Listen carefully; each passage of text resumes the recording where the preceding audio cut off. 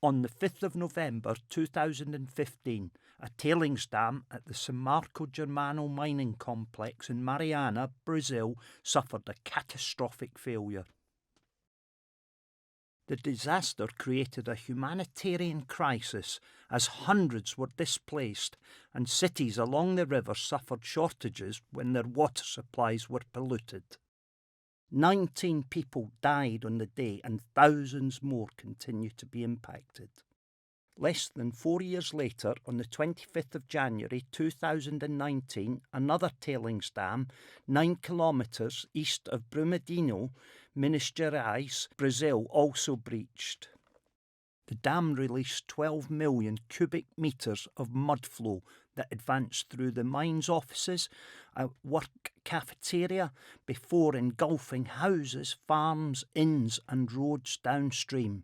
Later that year, 2 directly impacted community members from Brazil, one from Mariana and one from Brumadinho, attended the LAPFF conference to share their experiences with the owners of the 2 disaster sites, Vale and BHP. Their moving testimony ended with an invitation to LAPFF to visit the sites. This is the story of what we found and what we need to do next.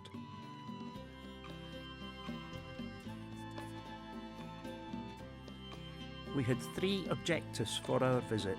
Firstly, this was to be a fact-finding mission. The conflicting information from the companies and the community members needed to be reconciled. Without clarification, assessing risk for investors is next to impossible. Secondly, we sought to escalate LAPFF engagement so that Vale and BHP take investor interest more seriously, especially around reparations for the affected community members. As well as the moral imperative, this is a crucial financial issue.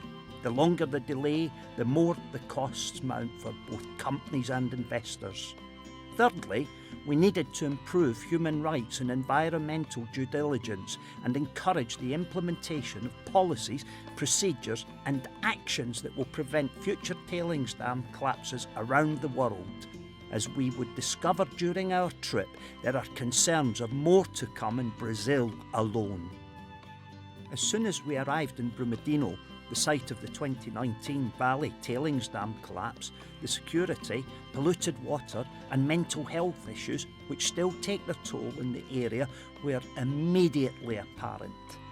We heard from one community member who had to bury her daughter twice because more and more of her limbs were uncovered from the mud over time. Another community member could hardly speak through his sobbing in conveying his pain over the child he had lost. Yet another community member was beside herself at the loss of a chance to become a grandmother. What would Vale have done if it had been their children? They asked. After we said our goodbyes in Brumadinho, we made the 3-hour journey northwest to Mariana, the site of the 2015 San Marco tailings dam collapse. BHP and Vale own San Marco, which is a joint venture between the 2 companies. And here too, communities continue to be affected by environmental and health damage, including severe mental health concerns. We were told the story of Antonio Preto, who was found dead, covered in mud in the fetal position, his hands above his head, as well as the devastating human cost inflicted by this huge delay, the financial issues accruing as a result for both the companies and its investors continue to mount. After our time with the communities who'd been so greatly impacted, we needed to meet with the companies, starting with San Marco, which showed us the decharacterised Fundo tailings dam, now drained of its water and its waste moved elsewhere. To his credit, the Vale chair, Jose Pinedo, spent 2 full days with us in Mariana and Brumadinho.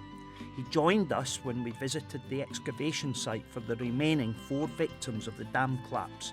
It felt like we were seeing a graveyard. BHP denied us a meeting. A hugely disappointing response from the company given the seriousness of the situation.